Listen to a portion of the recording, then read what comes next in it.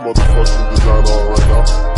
Hindi na malaya ni Maman ang pagdating ni Sehon ngunit nang matulala ito habang nakatingin kay Kang Woo, agad napalingon ang dambuhalang baboy at napatanong kung anong ginagawa ng isang tao doon. Sa pagkabigla ay agad nawala ng lakas ang kamay ni Sehon at napasalampak sa sahig, habang tumatawa namang sinabi ni Mamon na umalis na ito habang nasa gitna pa siya ng kaabalahan. Akmang hahawakan ng dambuhalang baboy ang kinalalagyan ni Kang Woo upang obserbahin ang kapangyarihan nito, nang bigla na lang tagpasin ni Sehon ang kamay niya ng napakabilis. Naputol ang kamay ni Mamon kaya't galit itong napamura, nag-uma pa naman ang aura ni Sehon at pinagbawalang idampi ni Mamon ang kamay niyang puno ng cholesterol sa ating bida. Humagalpak ng tawa ang pangit na baboy at sinabing nahihibang na si Sehon, upang ituring na nakababatang kapatid ng Demon King ang kanyang sarili. Patuloy ang pag-iwas niya sa bawat atake ng Sword Dragon at sinabing wala siya sa mood na makipaglaban, ngunit sa isip-isip niya ay napapamura dahil sa patuloy na pag-atake ni Sehon hindi niya magawang makarecover. Kahit na selyado ang kapangyarihan ni Kang Woo nabigo si Mamon na kontrolin ang huling atake ng Demon King, at bagaman hindi siya namatay, nawala naman ang kakayahan niyang mag-regenerate ng mabilis. At para maibalik ang abilidad na iyon kailangan niyang maabsorba ang kapangyarihan ng Demon King, ngunit patuloy siyang pinipigilan ni Sehon na makalapit sa pusit nating bida. Sa inis ni Mamon agad itong nagpakawala ng malakas na apoy upang maitaboy si Sehon, agad namang ginawang panangga ni Sehon ang kanyang espada ngunit tumilapon pa din siya papalayo. Sa tindi ng kapangyarihan ni Mamon natunaw ang El Cuero Blade na iniingatan ng Sword Dragon. Doon niya napagtantong hindi pangkaraniwang demon ang kanyang kaharap sa lahat ng nakalaban niya. Ramdam ni Sehon ang panginginig ng kanyang katawan at ang panghihina nito na halos hindi siya makahinga ng maayos, bagaman alam niyang hindi niya kayang manalo na natili pa din sa isip niyang wag basta pabayaan ang ating bida. Naalala niya ang Heavenly Dragon Single Flash na ginamit niya noon kay Halpa at naisip na marahil sa pamamagitan nun magawa niyang mapinsala si Mamon. Dahil wala ng oras matapang siyang tumayo ang iginiya ang putol niyang espada. Sinabi naman ni Mamon na umalis na siya sa daanan saka muling umatake ng apoy. Itinaas naman ni Sehon ang espada at inalala ang pakiramdam noon una niyang pinakawala ng Heavenly Dragon Single Flash, kasabay ng pagbaba ng kamay nagpakawala siya ng takot at napakalakas na atake upang salagin din ang apoy ni Mamon. Sa kabila ng lakas ng Heavenly Dragon Single Flash nagawa man itong salagin ang atake ni Mamon, ngunit hindi nito nagawang makapinsala sa dambuhalang baboy. Napamura na lang sa isip si Sehon at nasabing marahil dahil hindi nabuo ang kanyang espada kaya't nabawasan din ang epekto ng atake, kaya't naisip niyang muling umatake sa parte kung saan naputulan ng kamay si Mamon upang mahirapan ito na kumilos. Animoy nabasa ni Mamon ang nasa isip ni Sehon kaya't nakangisi niyang ipinakita ang kamay na naputol kanina, laking gulat naman ni Sehon na buo na ito at pumipitik pa. Biglang umatake si Mamon habang gulat pa si Sehon kaya't hindi na nito nagawa pang makaiwas. Naputol ang braso ng Sword Dragon kasabay ng pagtalsak ng kanyang espada sa sahig. Tumatawang sinabi ni Mamon na kaya niyang mag-regenerate hindi katulad ng unang tao. Diretso itong naglakad papunta kay Kang Woo habang sinasabi na dapat umalis na si Sehon nung maayos pa siyang nakikipag-usap. Hindi halos mainda ni Sehon ang sakit lalo na nang mag-inag na sabihin ni Mamong panuurin niya kung paano niya hihigupan ang kapangyarihan ng Demon King. Hindi na nagdalawang isip pa si Sehon at kinuha ang espada gamit ang kaliwang kamay, saka itinarak sa dambuhalang paa ni Mamon. Hinihingal pa niyang sinabi pa hindi niya hahayaang makadaan ang pangit na demon. Tumawa naman ng nakakaloko si Mamon habang tumutulo pa ang laway. Saka biglang humarap sabay binigwasan ng malakas si Sehon. Natamba sa sahigang walang kalaban-laban na si Sehon hindi pa dito natapos si Mamon, dahil agad siyang lumapit sabay sabing masyadong nakakairita si Sehon para sa isang tao. Inapakan niya ang kamay nito saka pinag-apoy at sinunog hanggang sa tuluyang maputol. Wala namang nagawa si Sehon kundi ang sumigaw dahil sa sakit. Natutuwang sinabi pa ni Mamon na sa tingin niya hindi na makakahawak pa ng espada si Sehon kahit na kailan. Matapos yun muli niyang nilingon si Kang Woo at aalis na sana siya nang maramdaman ang pagkagat ni Sehon sa kanyang paa bilang huli nitong sandata. Matalim ang tingin nito kay Mamon saka sinabing hindi niya hahayaang makalapit ang makolesterol na baboy sa kanyang kapatid sa kamalutong na minura si Mamon.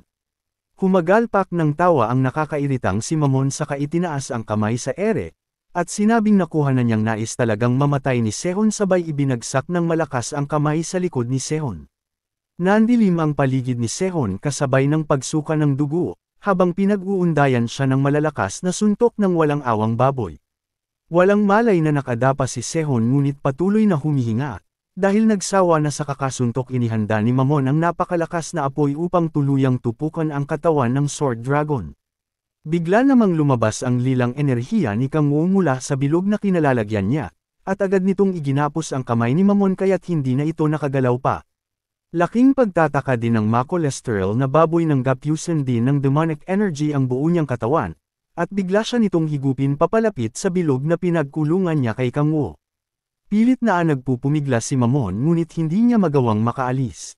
Natapos ang pagtatanong niya sa isip kung ano ang nangyayari nang biglang magsalita si Kang Wu mula sa likuran at itanong kung bakit ito ginawa ni Mamon. Hindi naman makapaniwala si Mamon na nakakagalaw si Kang Wu gayong sigurado siya na naikulong niya ito sa Hell Tool. Hawak ni Kang Wu ang dibdib na animoy naninikip at nag-umapaw ang kapangyarihan, hanggang sa tuluyang bumukas ang ikalawang pintuan ng Myriad Demon Palace. Binalot ng nakasisilaw na liwanag ang buong lugar na maging si Mamon ay hindi rin ito maunawaan. Sinabi ni Kang Wu na naiintindihan niya si Julia at Baek Kang Hyun nang labanan siya ng mga ito, dahil hindi nila alam ang totoo niyang pagkatao. Ngunit iba ang katayuan ni Mamon dahil umpisa pa lang ay alam niya na kung sino ang ating bida, kaya't itinatanong ni Kang Wu kung bakit pinili pa din ito na kalabanan siya.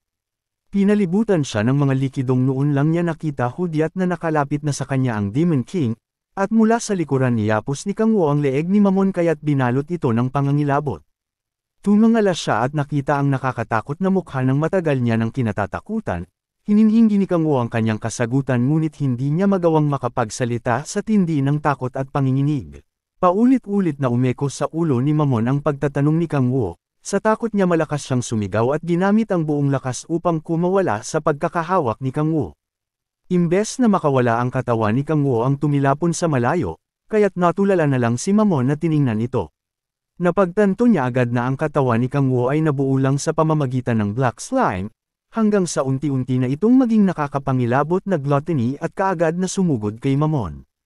Kinagat ng nagsisilbing ulo nito ang kamay ng Macolesteral na baboy, hanggang sa buong katawan niya ay makbangin ng gluttony na parang isang bangungot na hindi ka titigilan hanggat may natitira sa iyong katawan. Kaagad na nagpakawala si Mamon ng malakas na apoy at sinunog ang gluttony, hindi niya ininda ang sakit kahit kanagawa ng putulin ng mga ito ang ilang bahagi ng kanyang katawan. Napamura na lang si Mamon sa katinoon ang paningin sa nakahandusay na katawang gawa sa slime ni Kang Wu, kasabay ng pagkatanto sa nangyayari tumubong muli ang kamay ni Mamon at natatawang sinabi na mas napabuti pa ang kanyang pagkakamali. Nagpakawala siya ng malakas na apoy upang tupukan nag-slime na katawan, hanggang sa tuluyan na itong matunos sa kanyang paningin. Ang Hell Tool ay gawa sa 9th Hell Essence kaya't kahit na ang kaluluwa ng Prince Level Demon ay hindi makakaligtas oras na matamaan nito, kaya't kumpiyansa si Mamon na wala ding magagawa ang isang Demon King na nanghina na ang kapangyarihan. Dahil sa malakas na apoy nahanap ng ibang mga demon ang kinaroroonan ni Mamon at nag-ipon-ipon sila doon. Sinabi nila na mula sila sa 8th Hell at matagal na nilang inaantay na magising si Mamon matapos silang masumon sa Earth. Dahil sa tumitinding labanan sa pagitan ng demon at mga tao nagbabaka sakali ang mga pusit na demang matulungan sila ng Macolesteral na baboy. Hindi naman sila pinag-aksayahan ng oras ni Mamon dahil para sa kanya wala nang mas mahalaga pa sa layunin niyang makuha ang kapangyarihan ng Demon King. Alam niyang kahit ilang beses niyang patayin si Kang Wu ay patuloy lang itong mabubuhay, kaya't hindi siya maaaring maging kampante. Pinakiramdaman niya ang enerhiya ni Kang Wu at matapos itong hindi maramdaman na isip niya na tuluyan niya nang natalo ang Demon King. Yumeko ang malakas na tawa ni Mamon na parang baliw at sinabing tama lang iyon kay Kang Wu. Saka pa niya sinagot ang tanong nito na lumaban siya dahil alam niyang mahina na ang Demon King. Sa kalagitnaan yun hindi naman mapakali ang nakapalibot na demon na para bang may nakikitang hindi alam ni Mamon. Matapos magsaya napansin ni Mamon ang likidong tumutulo sa kanyang ilong, mata at bibig, nagtataka niyang tiningnan ang sarili sa pag-aakalang dugo ang lumalabas mula sa kanya. Hanggang sa biglang maputol ang magkabila niyang kamay at lumabas ang gluttony. Laking pagtataka ng mga demon at balak pa sanang tulungan si Mamon, ngunit hinawi sila at nilamon ng matako na gluttony. Habang nagmamakaawa ang mga bastardong demon, pilit na tinakpan ni Mamon ang bibig upang pigilan ang halimaw sa loon niya, ngunit wala din itong nagawa at sa huli ay isa-isang naubos ang napakadaming demon. Huli na nang mapagtanto ni Mamon na hindi ito dugo kundi ang kapangyarihang taglay ng Demon King. Muling lumitaw di mamatay mete na si Kang Wu sa harap ni Mamon, saka inulit ang dinasasagot na katanungang bakit siya nilabanan ni Mamon. Galit na inatake ni Mamon ang slime na katawan ni Kang Wu ng malakas na apoy at tinupok ito. Sunod-sunod siyang nagpakawala ng malalakas na atake kasabay ang pakiusap na mamatay na ang kinatatakutan niyang Demon King. Imbes na mapinsala, mas lalo pang naging agresibo ang Gluttony at isang puwersang sumugod kay Mamon. Walang tigil din naman ang pagdepensa ng makolesterol na baboy gamit ang kapangyarihan niyang apoy. Matapos mag-regenerate, hindi niya iniinda ang takot dahil walang magagawa si Kang Wu sa loob ng Hell Tool. Sinabi pa ni Mamon na kahit si Kang Wu na kasalukuyang mahina ay hindi kayang lampasan ang kanyang kapangyarihan. Nagkamali ang baboy na si Mamon nang lumabas ang madaming Kang Wu at pinaganya ang iba't ibang kapangyarihan ng ating bida bawat isang katawan. Ang nagyayabang na si Mamon ay binalot ng katikot takot na kapangyarihan, na kahit sinong demon ay manganginig ang buong katawan. Lahat ng abilidad ng ating bida ay nakafocus sa makolesterol na baboy, kaya't hindi na nito na-control ang katawan sa panginginig. Tumangala siya sa taas at habang iniintay ang mapait niyang kapalaran, sinabi niya sa ere na wala silang laban ni Satan dahil si Kang Wu ang pinaka-demon sa lahat ng demons, impyerno pa sa impyerno at predator sa lahat ng predators. Walang kapalag-palag na napuksa ang buong katawan ni Mamon at sumambulat sa ere matapos ang napakalakas na pag-atake. Hindi nagsayang ng oras ang Gluttony at kaagad pinagpistahan ang nakakasukang cholesterol ni Mamon. Sa huling mga sandali na pagtanto ni Mamon at nais niyang sabihin kay Satan na kahit kailan hindi nila magagawang talunin ang tusong Demon King. Ito ang pangalawang pagkatalo ni Mamon at hindi na magkakaroon pa ng pangatlo dahil sa pagkakataong iyon inubos na ng Gluttony ang buo nitong katawan. Sa kabilang banda, nakalutang sa kailaliman ang katawan ng ating bida habang ay nusubukang makbangin ng Gluttony. Pakiramdam ni Kang Wu ay pilit siyang ginagapi ng natutulog na demon, ngunit para sa kanya ang pakiramdam na hatakin pababa ay hindi ganoon kasama. Bumalik ang ulirat ni Kang Wu sa kasinaway ang mga halimaw na kumakagat sa kanya, binyantaan pa niya ang mga ito na gagamit siya ng corporal punishment sa bawat isang nagtangka siyang kainin. Nagsiatrasan kaagad ang mga ito at binitawan si Kang Wu, ngunit alam ng tuso nating bida na hindi magtatagal ay susugod itong muli sa kanya, at dahil wala pa siya sa maayos na kondisyon mahihirapan siyang iwasan ang lahat ng mga ito upang makaakyat sa itaas. Ang paggamit ni Kang Wu ng buo niyang lakas at lahat niyang kapangyarihan ang naging dahilan nito. Napansin naman ni Kang Wu ang liwanag na bahagi ng Demon Myriad Palace, ang unknown area na kahit siya ay hindi pa nararating noon, at ito ang tinatawag na Abyss. Animoy tinatawag nito ang pangalan ni Kang Wu at hinihikayat siyang pumunta. Dahil doon nagdesisyon ang ating bida na bumisita sa kakaagad na hinayaang bumulusok ang katawan pababa.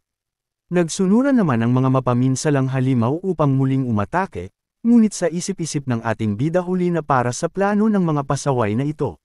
Malakas ang loob at maging ang sigaw niyang sinabi na papasok na si Kang Wu nang may dalang imbitasyon. Animoy nabasag ang pader na pumoprotekta sa lugar kaya't iniharang ni Kang Wu ang kamay sa mata.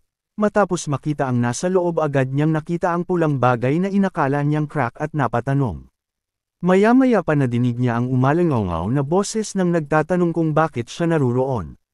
Hindi alam ni Kang Wu bakit bigla na lang siyang nanginig at nanlamig ang buong katawan na parabang umakyat ang takot sa kanyang ulo.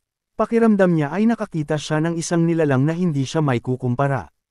Unti-unti bumukas ang inakala niyang pulang crack at tumambad ang dambuhalang mata na ng isang god na nakatingin sa kanya.